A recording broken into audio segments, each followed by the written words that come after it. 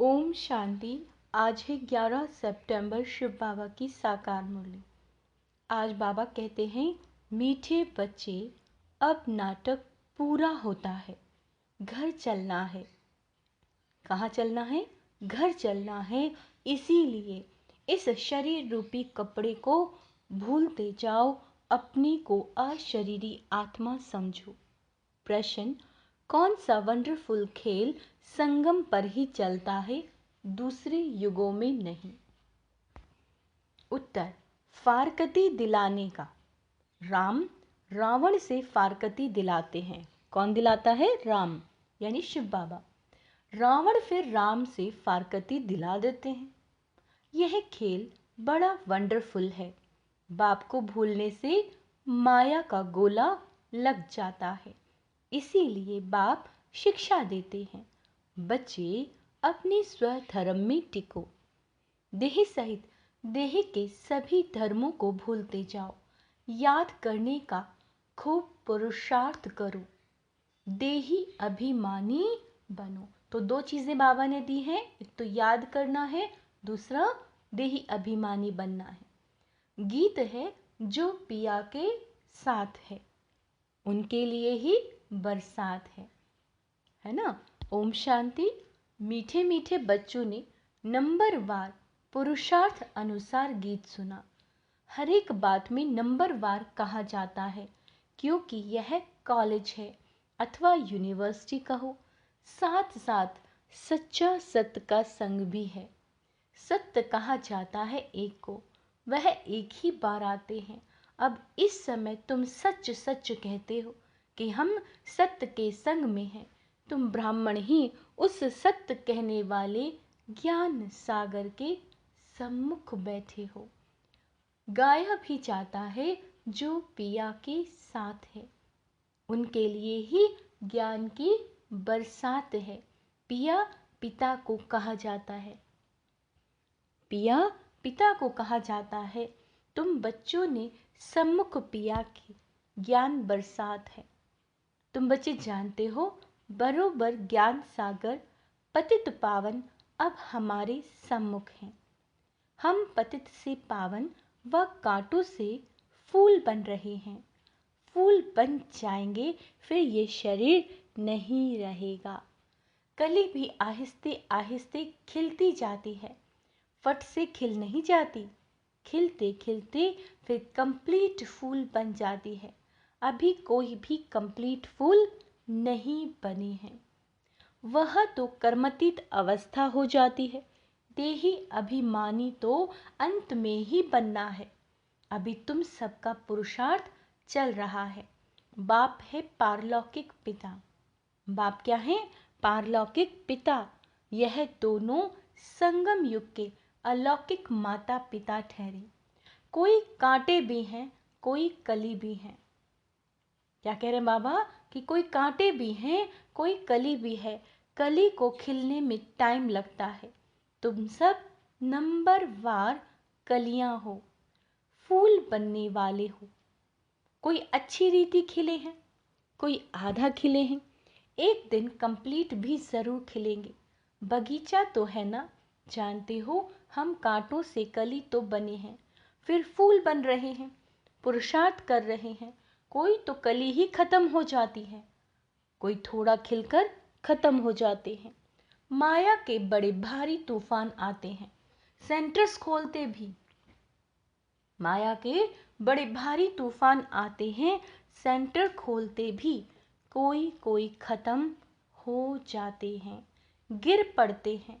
माया बड़ी जबरदस्त है। यह है चटा बेटी राम और रावण की। क्या कह रहे हैं बाबा? यह है चटा बेटी राम और रावण की। राम राम कहा जाता है, ऐसे नहीं त्रेता वाले राम को याद करते हैं। यह राम राम परमात्मा के लिए कहते हैं। रावण से राम की भेंट होती है। राम है बाप और रावण है दुश्मन माया। माया भी जबरदस्त है। यह खेल है एक दो को फारकती दिलाना। राम तुमको माया रावण से त्याग दिला रहे हैं। माया फिर तुमको बाप से बाप यानी राम से त्याग दिलाती है। बाप कहते हैं देह सहित जो भी संबंधी आदि देह के हैं सबका बुद्धि से त्याग करो। सर्व धर्मान मैं फलाना हूँ, फलाने धर्म का हूँ, यह भूल अपने स्वधर्म में टिको। देह के सब धर्म छोड़ अपने को अकेला समझो। इस दुनिया की हर एक चीज से त्याग दिलाते हैं। अशरीरी बन जाओ। क्या कह रहे हैं बाबा? अशरीरी बन जाओ, मेरा बनकर और मेरे को याद करो। बाप को भूले तो माया का गोला लग जाएगा। बाप को याद करने का खूब पुरुषार्थ करते रहो। बाबा कह रहे हैं माया भी बड़ी जबरदस्त है। बाप का बनकर भी फिर माया त्याग दिलाकर बाप से छुड़ा देती है। बाप को शल कोई फारकती ना दे। आधा कल्प तुम मुझे याद करते आए हो, तुम ही संपूर्ण भक्त हो ना। भक्ति भी तुमने शुरू की तो बाप आकर माया से त्याग दिलाते हैं। कहते हैं अपने को आत्मा समझो। क्या कह रहे हैं बाबा? कि बच्चे खुद को आत्मा समझो, इस कपड़े को देह को भूलते जाओ। बस अभी हमको घर जाना है। उस नाटक में भी एक्टर्स होते हैं, उनको भी मालूम रहता है बस अभी 5-10 मिनट बाद हमारा खेल पूरा होने का समय आया है, फिर हम घर चले जाएंगे। खेल पूरा होने के बाद के समय ये बुद्धि में रहता है, शुरू में नहीं। तुम भी समझते हो हमारे 84 जन्म पूरे हुए, बाकी कितना समय होगा। तुम कहेंगे हम कब स्वर्ग व सुखधाम में जाएंगे, परंतु बाप कहते हैं इस लाइफ को तो वैल्यूएबल अमूल्य कहा जाता है। तुम बड़ी भारी सर्विस करते हो श्रीमत पर, सिर्फ तुम पांडव ही श्रीमत पर चलते हो। गीता आदि में यह बातें नहीं है। यह बाबा बहुत ही शास्त्र आदि पढ़ा हुआ है, गुरु किए हैं। जो भी सब एक्टर्स की एक्टिविटीज हैं उन सब को तुम जानते हो। शास्त्र तो बाद में बैठ बनाते हैं, वह क्या जाने। यह भी ड्रामा में खेल बना हुआ है। गीता भागवत आदि सब अपने अपने समय पर रिपीट होंगे। गीता है माई बाप। गीता को क्या कहा है शिव बाबा ने? माई बाप। गीता को माता कहा जाता है। पुस्तक को माता नहीं कहेंगे, उनका नाम ही है गीता माता। अच्छा, उनको किसने रचा? पहले पुरुष स्त्री को अडॉप्ट करते हैं ना। पुरुष शादी करते हैं तो मुख से कहते हैं यह मेरी स्त्री है, तो रचता हुए ना। फिर उनसे बच्चे होते हैं तो भी कहेंगे यह हमारे हैं, बच्चे भी कहेंगे यह हमारा बाप है। तुम भी बाबा के सम्मुख वंशावली हो, कहते हो बाबा हम आपके हैं।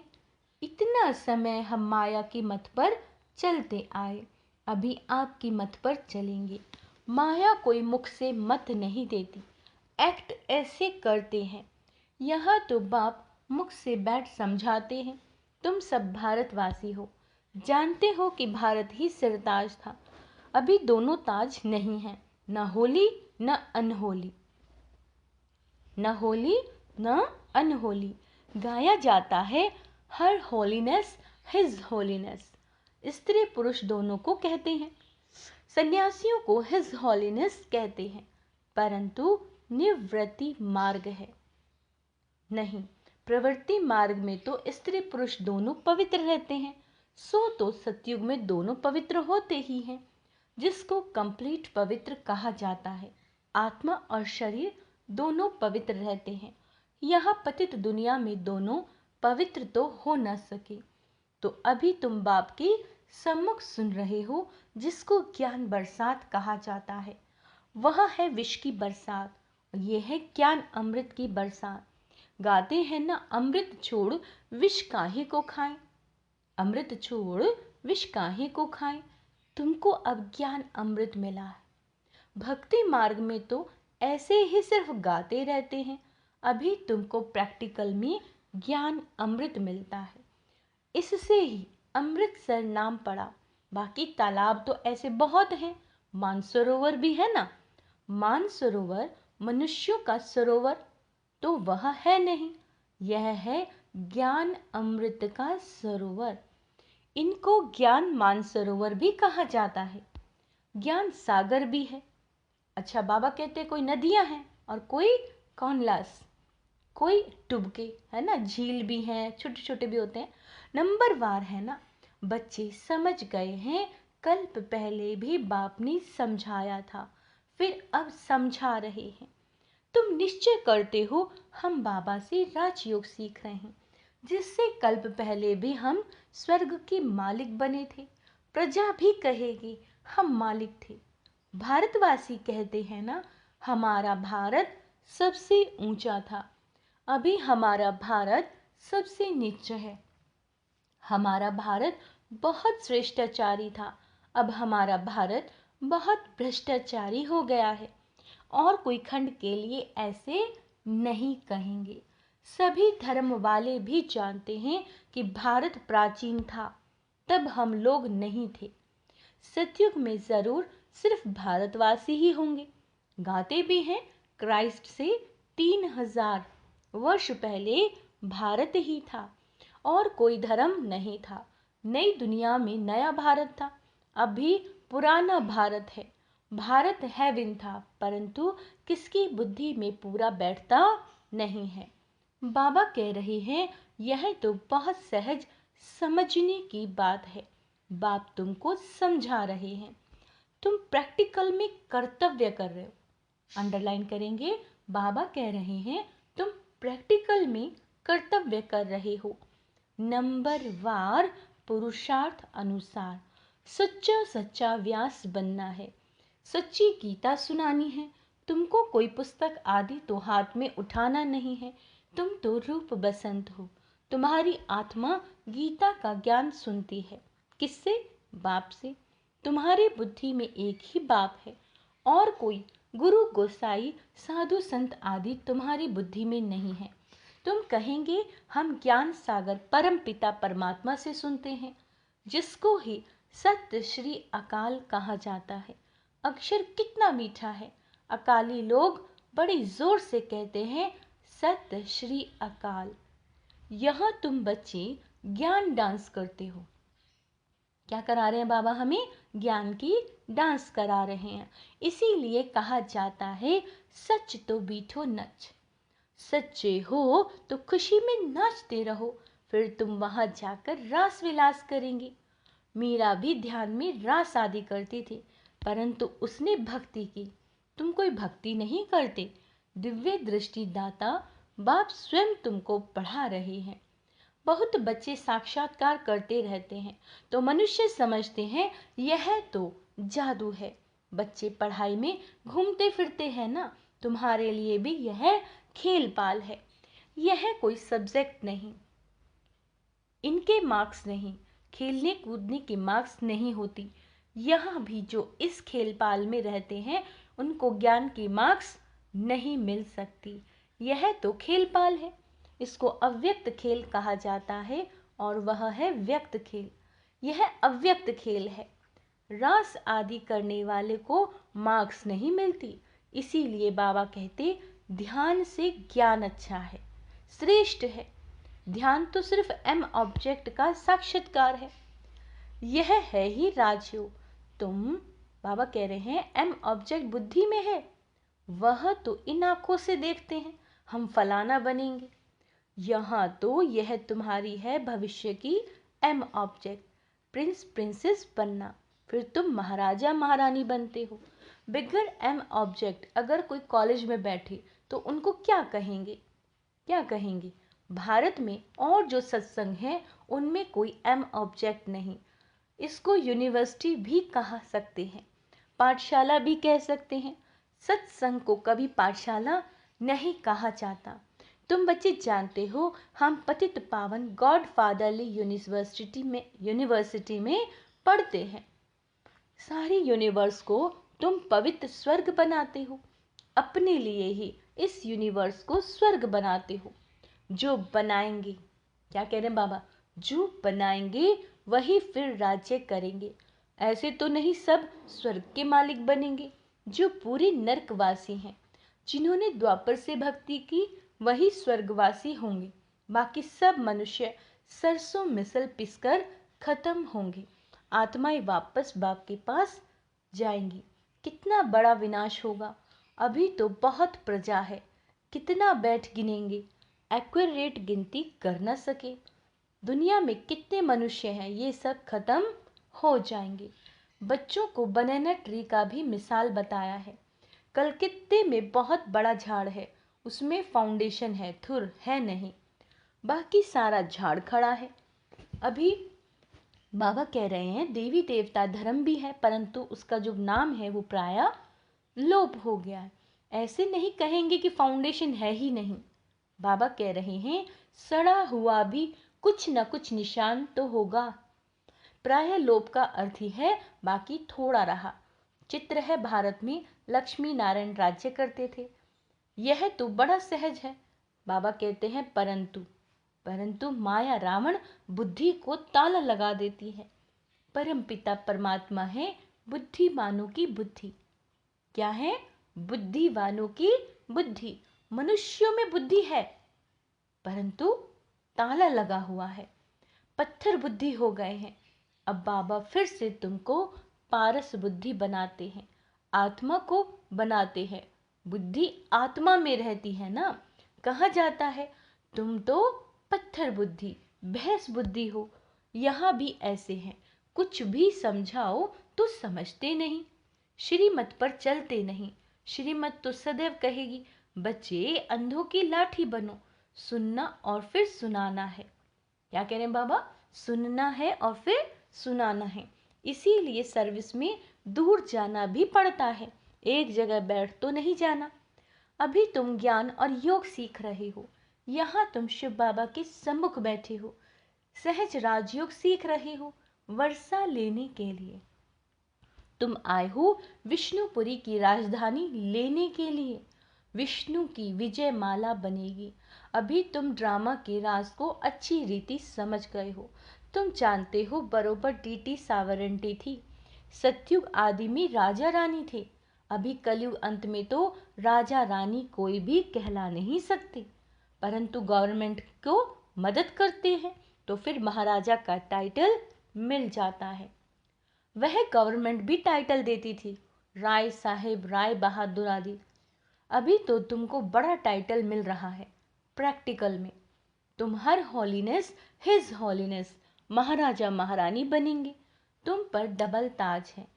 पहले होता है होली राज्य, फिर अनहोली राज्य, अभी फिर अनहोली नो राज्य। प्रजा का प्रजा पर राज्य है। क्या कह रहे हैं बाबा? अभी तो प्रजा का प्रजा पर राज्य है। ड्रामा को समझना है। अच्छा, मीठे मीठे सिकीलदे बच्चों प्रति माता पिता बाप दादा का याद प्यार और गुड मॉर्निंग। रूहानी बाप के रूहानी बच्चों को नमस्ते। हम रूहानी बच्चों की रूहानी बाप दादा को याद प्यार गुड मॉर्निंग नमस्ते मीठे बाबा, शुक्रिया बाबा, शुक्रिया। धारणा के लिए मुख्य सार। बाबा कह रहे हैं रोज ज्ञान अमृत के मान सरोवर में स्नान कर आत्मा और शरीर दोनों को पावन बनाना है। माया की मत को छोड़कर बाबा की मत पर चलना है। यह अमूल्य संगम का समय है। इस समय श्रीमत पर चल सर्विस करनी है। सच्चा व्यास बन सच्ची गीता सुनानी और सुननी है। रूप बसंत बनना है। क्या बनना है? रूप बसंत बनना है। वरदान है अनेक प्रकार की आग से बचने, अनेक प्रकार की आग से बचने और सर्व को बचाने वाले सच्चे रहम दिल भाव। आज का मानव अनेक प्रकार की आग में जल रहा है। अनेक प्रकार के दुख, चिंताएं, समस्याएं, भिन्न भिन्न प्रकार की यह चोट जो आत्मा को लगती है, यह अग्नि जीते हुए जलाने का अनुभव कराती है। लेकिन आप ऐसे जीवन से निकल श्रेष्ठ जीवन में आ गए हो। आप शीतल सागर के कंठे पर बैठे हो, अति इंद्रिय सुख शांति की प्राप्ति में समाये हुए हो। तो रहम दिल बन अन्य आत्माओं को भी अनेक प्रकार की आग से बचाओ। गली गली में ज्ञान स्थान बनाकर सबको ठिकाना दो। आज बाबा क्या कह रहे हैं? गली गली में ज्ञान स्थान बनाकर सबको ठिकाना दो। स्लोगन है, जिनकी एक बाप से सच्ची प्रीत है उन्हें अशरीरी बनना सहज है। अच्छा, ओम शांति। आज का सुमान अभ्यास करेंगे। मैं सच्ची रहम दिल आत्मा हूँ। मैं निश्चय बुद्धि आत्मा हूँ। मैं परम पवित्र आत्मा हूँ। ओम शांति।